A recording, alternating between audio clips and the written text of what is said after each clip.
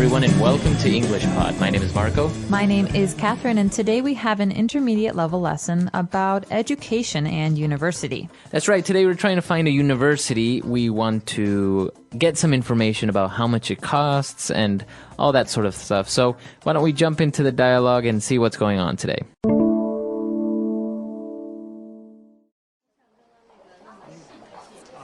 I've never heard of Amline College. Could you? Of course, sir. Let me give you a brief overview. Amline College is located in the center of New York City. The school covers a wide range of academic subjects, and 80% of the courses are transferable to other state universities. And last year, Amline College was ranked number 1 in terms of graduate employment. Interesting. And what about the tuition fees, then? You'll be looking at somewhere around $15,000 per semester. Okay. Well... And did I mention our on-campus housing? Students can stay in our newly renovated dorms for as little as $3,000 per month. Sounds good. Well, I'll just grab one of your flyers.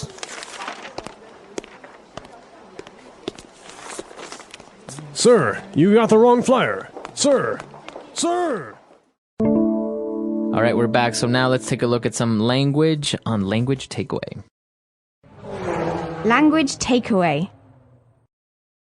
So first up, Marco, we've got this word transferable. In the dialogue, the representative from Amline College said that 80% of the courses are transferable to other universities.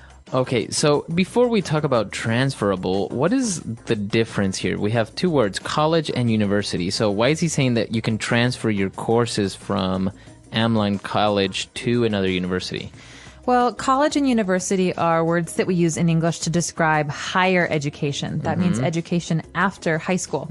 And a college is usually just for bachelor's students who are doing their first 4 years out of high school. But a university is it's usually a larger institution that has bachelor's degree students as well as master's degree students and PhD candidates. And so while a college is for 18 to 22-year-olds, a university can have students of all ages who are doing sometimes very advanced degrees, like postdoctoral work. Okay, very interesting. And so this is why the person mentions that 80% of the courses are transferable to other state universities. So transferable means that you can transfer, you can move to another university. So everything that you've studied, you can take with you.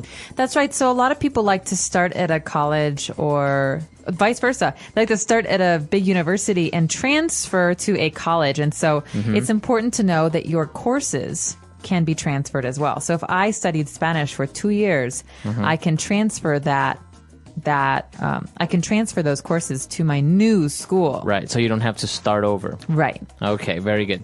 And, well, obviously one of the big questions when you're picking a university is the tuition fee. So tuition is the amount of money it costs to attend a university for usually a year. Tuition fees is the actual money you have to pay. So you can say, I can't afford my tuition fees this year, so I will be getting a part-time job. Okay. And so this is what tuition fees are. In school, you call it tuition. You don't say how much it costs. You ask, what is the tuition? What's the tuition, exactly? Okay. And he mentioned that it was around $15,000 per semester. So this is interesting. Is this the year? No, a semester is half of an academic year. All right. So an academic year is usually September to May or June.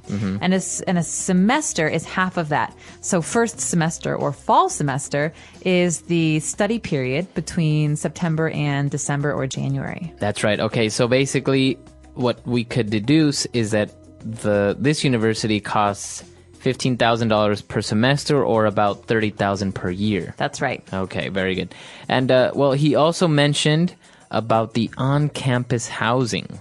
All right, so on campus is pretty straightforward. It means that this housing option where you live and sleep is on the campus. And a university campus is not one building, it's many, many buildings together. Sometimes there are classrooms and there are laboratories and there's a cafeteria, but there's also housing. And most housing comes in one style. What's the style they mentioned in today's dialogue? A dorm. This is where university students usually live if they live on campus. They have dorms. So dorm is short for dormitory, and it basically means that it's an apartment building for students or even sometimes workers that's very close to where they'll be studying or working. So what is the difference between a dorm and an apartment? Well, I can give you an example. Some dorms are very fancy, but my dorm at university was very simple. So I lived in one bedroom with another girl. There were 2 beds and no bathroom. And so everyone on that floor of the building shared bathrooms. And the bathrooms were, there's 6 showers and 4 toilets or whatever. Okay, very good. Yeah, I think this is the main thing with a dorm is usually you don't have a kitchen, you don't have usually your own bathroom, and so it's just basically a room and a bedroom, and then you share everything else with other people. All right, very good. A lot of great things related to college. I think this is very good vocab for you, especially if you're considering going to college or something like that. Especially if you're considering going to college or maybe you want to continue your studies. So why don't we go back? Let's listen to this dialogue again, and we'll be back with Fluency Builder.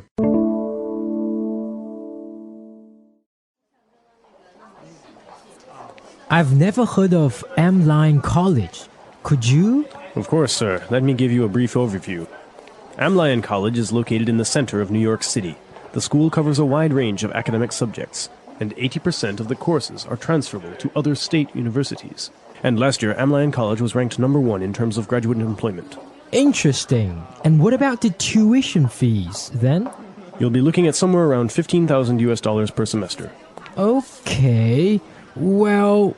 And did I mention our on-campus housing? Students can stay in our newly renovated dorms for as little as $3,000 per month. Sounds good. Well, I'll just grab one of your flyers.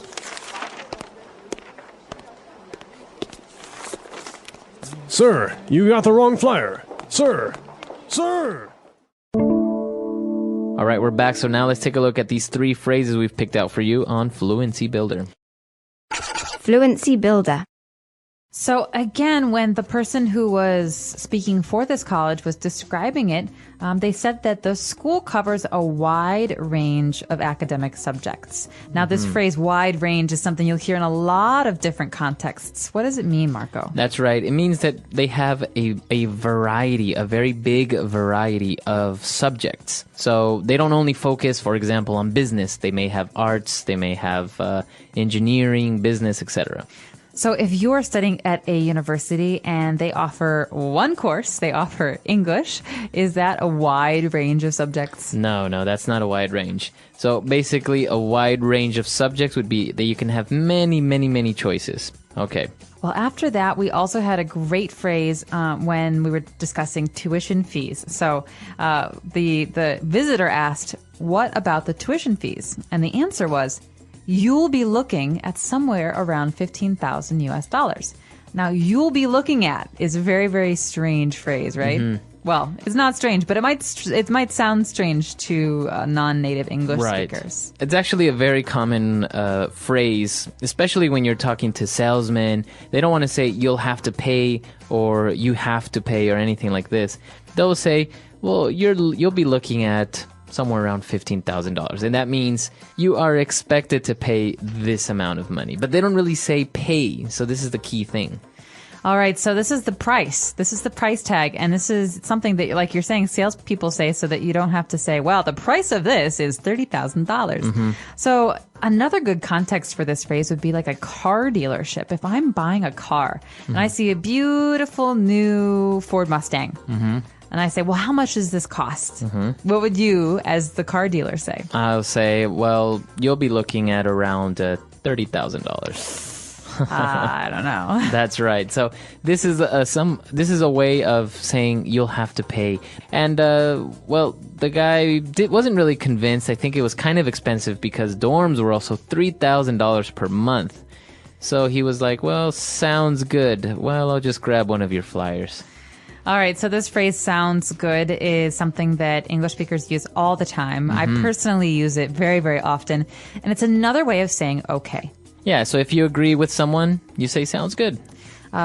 So should we meet at 7 for the movie tonight? Yeah, sure, sounds good. All right. It's another way of saying yes, good, okay, very well. That's right. So sounds good. Great stuff. Why don't we take a break? Let's listen to everything one more time, and we'll be back in a bit.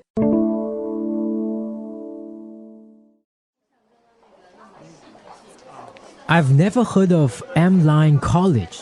Could you? Of course, sir. Let me give you a brief overview. Amline College is located in the center of New York City. The school covers a wide range of academic subjects, and 80% of the courses are transferable to other state universities. And last year, Amline College was ranked number 1 in terms of graduate employment. Interesting. And what about the tuition fees then? You'll be looking at somewhere around $15,000 per semester. Okay. Well... And did I mention our on-campus housing? Students can stay in our newly renovated dorms for as little as $3,000 per month. Sounds good. Well, I'll just grab one of your flyers.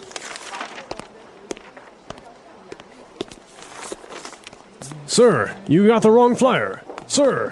Sir!